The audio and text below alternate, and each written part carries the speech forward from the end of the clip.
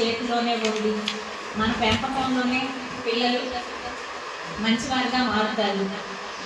పిల్లల్ని స్కూల్కి పంపిస్తున్నారు అని మీరు అనుకుంటున్నారు, కానీ వారిని అబ్జర్వేషన్లో ఎవరూ పెట్టట్లేదు. వెళ్తున్నారు వస్తున్నారు అనే చూస్తున్నారే తప్ప వాడు అసలు స్కూల్కి వెళ్తున్నాడా లేదా, ఎవరైనా మీ పేరెంట్స్ టీచర్స్కి వెళ్ళి అడగడం కానీ, పేరెంట్స్ టీచర్స్ మీటింగ్ అప్పుడు అటెండ్ అవ్వడం కానీ ఏమీ చెయ్యట్లేదు. వాళ్ళు ఏం చేస్తున్నారో కూడా అబ్జర్వ్ చెయ్యట్లేదు.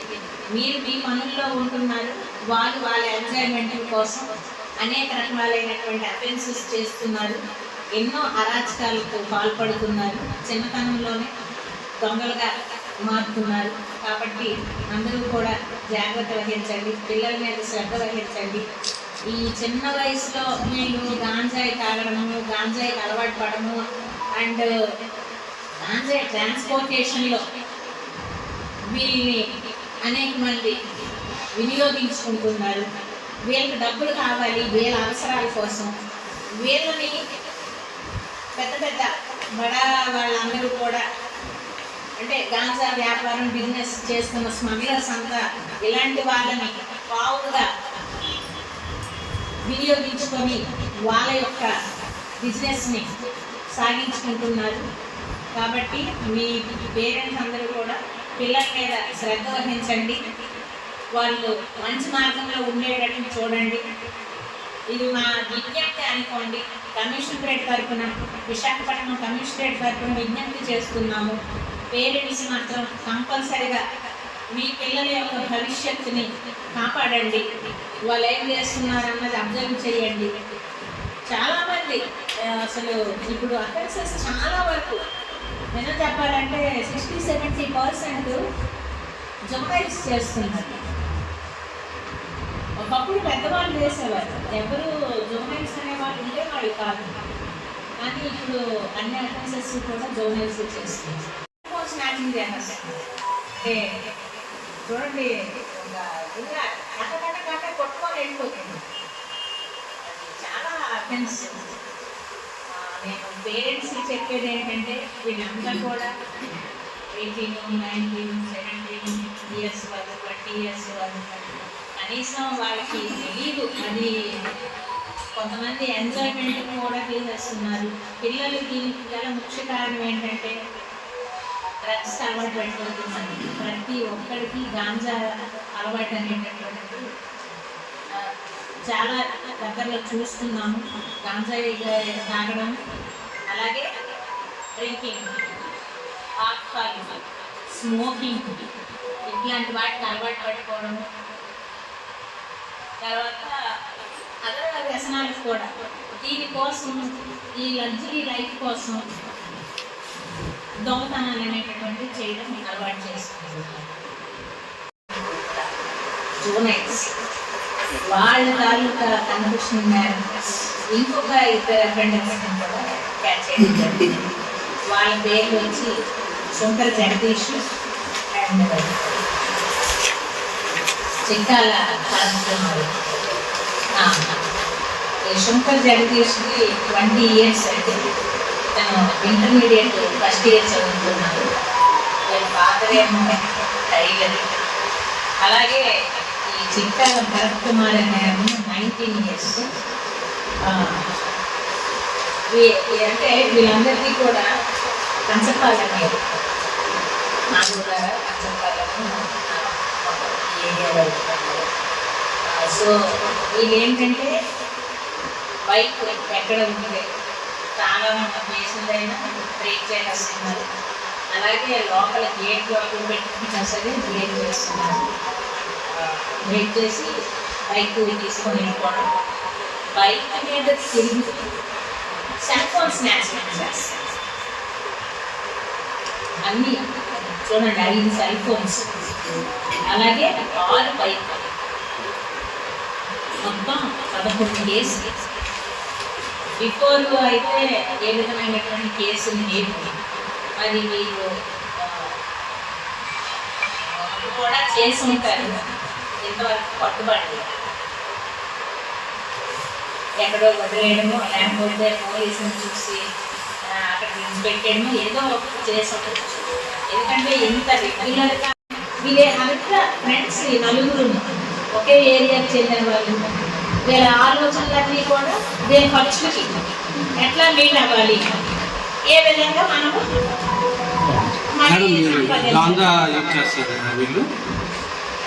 మాకు దొరకలేదు కానీ అలవాటు ఉన్నదని చెప్పారు తాగుతున్నాము. లేదండి, ఒక టైలర్, ఇంకొక వ్యక్తి వచ్చాము ఆటో డ్రైవర్, ఇంకొక అతను వచ్చాము ఈ వాటర్ ప్లాంట్లోనే పనిచేస్తున్నారు. అదే బైక్ అటెండర్స్ మరి సెల్ ఫోన్ స్నాచర్స్ దొరకడం జరిగింది. ముందుగా 20వ తారీఖు నైట్ ఒక అతను తన సెల్లార్లో అంటే మన ఇంట్లో ఏటు తాళం వేశాడు, లోపల బైక్ పార్క్ చేస్తున్నాడు. మార్నింగ్ 21st మార్నింగ్ వచ్చి చూసేటప్పటికి బైక్ లేదు, అలాగే గేట్ వేసినటువంటి లాక్ కూడా బ్రేక్ అయ్యింది. సో మనకి అది కంప్లైంట్ ఇవ్వడం జరిగింది. ఆ కంప్లైంట్లో మన సిపి సారు, అదేవిధంగా జాయింట్ సిపి గారి ఆదేశాల మేరకు మేము క్రైమ్ టీమ్ని ఏర్పాటు చేయడం జరిగింది. మన క్రైమ్ సిఐ గారి నేతృత్వంలో ఒక 2 టీమ్స్ని ఏర్పాటు చేయడం జరిగింది. ఈ టీమ్స్ వారు మొత్తం అంతా ట్రాక్ చేసుకొని వాళ్ళ యొక్క ఎఫర్ట్స్ని, టెక్నికల్ ఎవిడెన్స్ని బేస్ చేసుకొని ఈరోజు ఎర్లీ అవర్స్లో శ్రీలానగర్ దగ్గర ఒక 2 అఫెండర్స్ని క్యాచ్ చేయడం జరిగింది. గాల్వాక్ పోలీస్ స్టేషన్ లిమిట్స్లో జరిగిందండి. ఇంకొకటి ద్వారకాలో cell phone snatching. Next again మళ్ళీ గాజువాకలోనే అదేంటి బైక్ థెఫ్ట్. నెక్స్ట్ న్యూపోర్ట్ ఏరియాలో 2 బైక్ థెఫ్ట్లు జరిగాయి.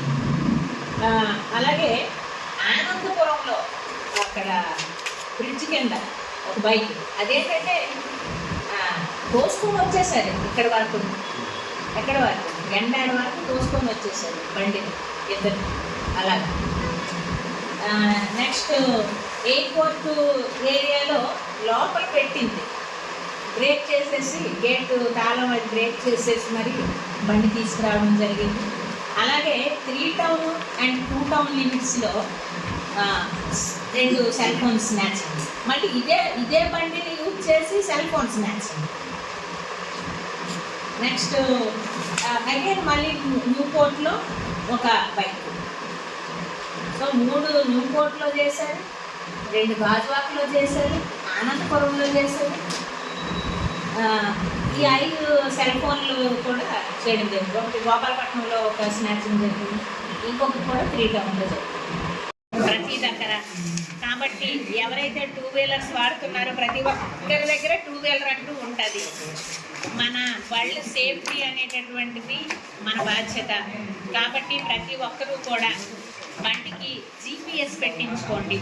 ఎందుకంటే నౌవేడేస్ బళ్ళు అనేటటువంటివి 3 lakhs అయిపోయాయి. కాస్ట్లీ బళ్ళన్నీ కూడా 3 lakhs. 1.5 lakh కన్నా దిగుది ఏమీ లేదు ఏ బండి. మనం 1.5 lakh పెట్టి మనం బండి వాడుతున్నప్పుడు 3,000 పెట్టి GPS పెట్టుకోవడం అనేటటువంటిది చాలా ఉత్తమమైనది. కాబట్టి GPS అందరూ అరేంజ్ చేసుకోండి బళ్ళకి. మీకు కావాలంటే మేము GPS ఎవరు అరేంజ్ చేస్తున్నారు అన్నది కూడా నేను నంబరు, ఆయన అడ్రస్ కూడా ఇవ్వడం జరుగుతుంది. ఆల్రెడీ ఇచ్చాం కూడా. మేము ఎక్కడ అవేర్నెస్ మీటింగ్ పెట్టినా వీటి గురించి చెప్పడం జరుగుతుంది. అలాగే 2 వీలర్స్కి వీల్ లాక్స్ అవైలబిలిటీ ఉన్నాయి. 350-400 రూపాయలకి ఆన్లైన్లో కూడా తెప్పించుకునే సౌకర్యం ఉంది. ఎవరు దాని గురించి మనం క్లిక్ చేసినా ఆన్లైన్లో అవైలబిలిటీ ఉంటాయి, తెప్పించుకొని. అది 350 రూపాయలు వీల్ లాక్. అది వేసుకుంటే అంటే కొన్ని వెహికల్స్కే సాధ్యం అవుతుంది అది వేయడము, కొన్నింటికి అవ్వకపోవచ్చు. కాబట్టి కాబట్టి జీపీఎస్ అనేటటువంటిది అరేంజ్ చేసుకోండి, వీల్ లాక్స్ అనేటటువంటివి పెట్టుకోండి, అలాగే పెట్రోల్ లాక్స్ కూడా పెట్టుకోండి. ఎందుకంటే పెట్రోల్ లాక్ ఉండడం వలన వాడు వెహికల్ని ఓన్లీ ఒక 10 మీటర్సే తీసుకెళ్ళడానికి అవకాశం ఉంటుంది, ఆ తర్వాత అది మూవ్ అవ్వదు. కాబట్టి అది కూడా పెట్టుకోవాలి. ఇంకొక ముఖ్య విషయం ఏంటంటే బండి మనం యూజ్ చేసే కొద్దీ కీ అనేటటువంటిది అరిగిపోతుంటుంది. కాబట్టి ఎవ్రీ 6 monthsకి ఆ కీ ఏదైతే ఉంటుందో ఆ సిస్టమ్ని కూడా మార్చుకోవడం చాలా మంచిది. మీరు సేఫ్గా మీ బళ్ళని ఉంచుకోండి. అన్నీ రోడ్ల మీద పెట్టేయడం కాదు, రోడ్ల మీద పార్కింగ్లు చేసేస్తున్నారు, అది మంచి పద్ధతి కాదు.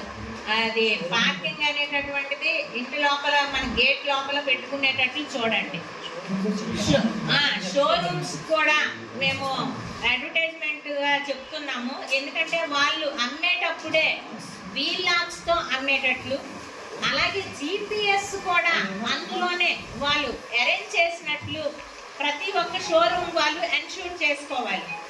ఇది అందరూ కూడా మన సోషల్ రెస్పాన్సిబిలిటీగా ప్రతి ఒక్క షోరూమ్ వాళ్ళు కూడా దీన్ని పాటించాలి. కంపల్సరీ జీపీఎస్ అరేంజ్మెంట్ ఉండేటటువంటి వెహికల్నే మనకి రోడ్డుకి ఎక్కించాలి.